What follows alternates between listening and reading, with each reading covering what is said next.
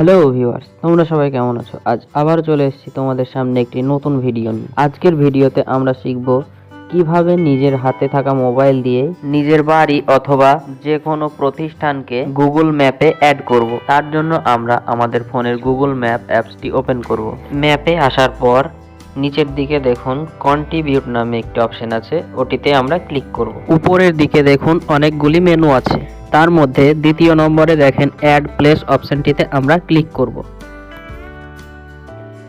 এখন দেখেন এর মধ্যে বেশ কিছু অপশন আসছে, তার মধ্যে দেখেন অ্যাড প্লেস নেম নামে একটি অপশন আসছে। সো এখানে আপনি আপনার যদি কোনো ব্যবসা প্রতিষ্ঠান থাকে বা আপনি যদি আপনার বাড়িকে অ্যাড করতে চান তাহলে এখানে সেটির নামটি লিখতে হবে। ওকে, এখানে আমি আমার একটি ব্যবসা প্রতিষ্ঠানের নাম যুক্ত করছি। অস্থির টি স্টল, ASTHIRTEASTOL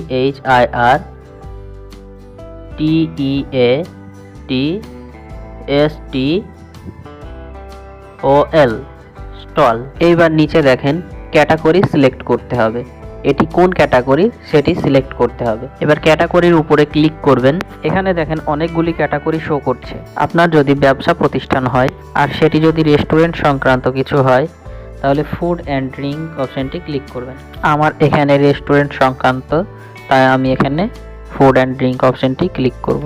আপনাদের যে ক্যাটাগরির হবে আপনারা সেই ক্যাটাগরিতে ক্লিক করবেন। তারপর আমরা রেস্টুরেন্ট লেখার উপর ক্লিক করব।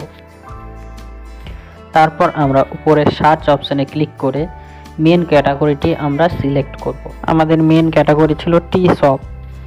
এবার আমরা টি শপ লেখার উপর ক্লিক করব। এবার আমাদের ক্যাটাগরি সিলেক্ট করা কমপ্লিট।